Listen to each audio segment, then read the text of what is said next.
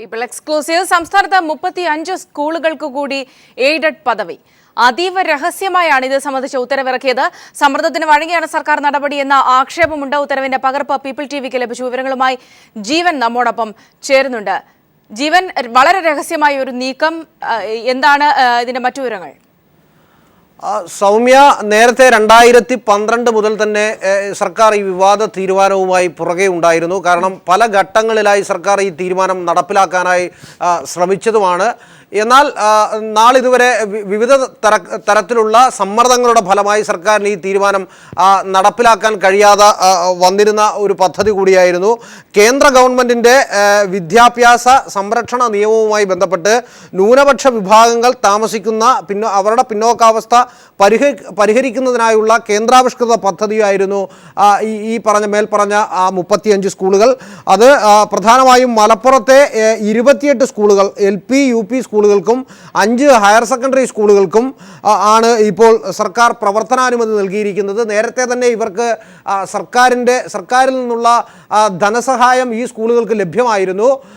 മുസ്ലിം ലീഗിൻ്റെ നിയന്ത്രണത്തിൽ പ്രവർത്തിക്കുന്നതാണ് ഈ മിക്ക ട്രസ്റ്റുകളും.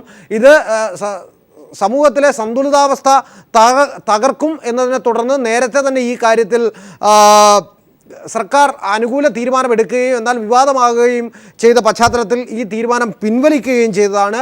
അതാണ് ഇപ്പോൾ ഏതാനും ദിവസങ്ങൾക്ക് മുമ്പ് സർക്കാർ അതീവ രഹസ്യമായി ഈ തീരുമാനം നടപ്പിലാക്കിയിരിക്കുന്നത്. ഇത് സർക്കാരിൻ്റെ ഒരു വെബ്സൈറ്റിലും ഈ തീരുമാനം അപ്ലോഡ് ചെയ്തിട്ടില്ല എന്നതാണ് വസ്തുത. വളരെ രഹസ്യമായി വളരെ ചുരുക്കിയ ചില സ്ഥലങ്ങളിൽ മാത്രമാണ് ഇതിൻ്റെ ഉത്തരവ് ഉള്ളത്.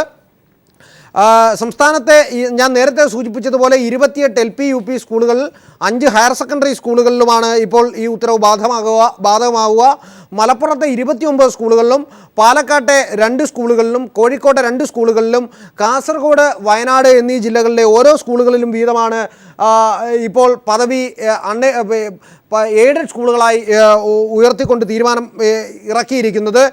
സൗമ്യ, ഇതിലെ ഏറ്റവും പ്രധാനമായ ഒരു വസ്തുത, കേന്ദ്ര വിദ്യാഭ്യാസ അവകാശ നിയമം അനുസരിച്ച് സ്കൂളുകളെ എയ്ഡഡ് പദവിയിലേക്ക് ഉയർത്താൻ ഇപ്പോൾ നിയമമില്ല. അങ്ങനെ കേന്ദ്ര നിയമം നിലനിൽക്കെയാണ് സംസ്ഥാന സർക്കാർ എല്ലാ മാനദണ്ഡങ്ങളും മറികടന്നുകൊണ്ട് ഇപ്പോൾ എയ്ഡഡ് പദവിയിലേക്ക് ഉയർത്തിയിരിക്കുന്നത് എന്നതാണ് ഏറെ ശ്രദ്ധേയകരമായ കാര്യം. നേരത്തെ ഈ കാര്യത്തിൽ SNDPയും NSSും എല്ലാം ലീഗിൻ്റെ സമ്മർദ്ദങ്ങൾക്ക് വഴങ്ങി സർക്കാർ തീരുമാനമെടുക്കുന്നതിനെ സംബന്ധിച്ച് ആക്ഷേപം ഉയർത്തിയിരുന്നു. അന്ന് മുഖ്യമന്ത്രി ഉമ്മൻചാണ്ടി തന്നെ ഈ കാര്യത്തിൽ തീരുമാനമെടുക്കുകയും തുടർന്ന് പിൻവലിക്കുകയും ചെയ്ത ഉത്തരവാണ് കഴിഞ്ഞ 11-ാം തീയതി സർക്കാർ ഒരു രഹസ്യ തീരുമാനത്തിലൂടെ പുറത്തിറക്കിയിരിക്കുന്നത്. സൗമ്യ, ജീവൻ പറഞ്ഞത് പ്രകാരമാണെങ്കിൽ കേന്ദ്ര നിയമം പോലും ഇവിടെ തടസ്സമായി നിൽക്കുന്നുണ്ട്.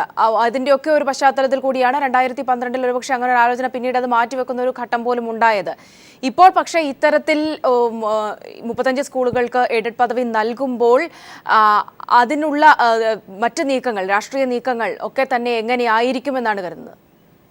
സൗമ്യ, മുസ്ലിം ലീഗിൻ്റെ സമ്മർദ്ദത്തിന് വഴങ്ങിയാണ് മുഖ്യമന്ത്രി ഈ പ്രകാരം വിദ്യാഭ്യാസ വകുപ്പ് ഇപ്രകാരം ഒരു തീരുമാനമെടുത്തിരിക്കുന്നത്. നേരത്തെ തന്നെ ഞാൻ നേരത്തെ സൂചിപ്പിച്ചതുപോലെ വിവാദമായ നിരവധി കാര്യങ്ങൾ ഇതിൻ്റെ അകത്തുണ്ട്. കാരണം എയ്ഡഡ് പദവിയിലേക്ക് 35 സ്കൂളുകൾ ഉയർത്തപ്പെടുന്നു എന്നത് തീർച്ചയായും വളരെയേറെ സാമൂഹ്യപരമായ അസന്തുലിതാവസ്ഥ തകർക്കുമെന്നുള്ള കാര്യത്തിൽ തർക്കമില്ല. കാരണം ഈ ഉത്തരവ് ചൂണ്ടിക്കാട്ടി നിലവിൽ പ്രവർത്തിച്ചുകൊണ്ടിരിക്കുന്ന നിരവധി സ്കൂളുകളെ എയ്ഡഡ് ആക്കണമെന്ന ആവശ്യവുമായി സർക്കാരിൻ്റെ മുന്നിലേക്ക് എത്തും. ഈ തീരുമാനങ്ങളിൽ സർക്കാർ അനുകൂല തീരുമാനമെടുക്കുന്നില്ലെങ്കിൽ അത് കോടതിയിലേക്ക് ചോദ്യം ചെയ്യപ്പെടാനും ഭൂരിപക്ഷ ന്യൂനപക്ഷ സമുദായങ്ങൾ തമ്മിലുള്ള സ്പർദ്ധയിലേക്കും കാര്യങ്ങൾ എത്തിച്ചേരുമെന്നുള്ള കാര്യത്തിൽ തർക്കമില്ല.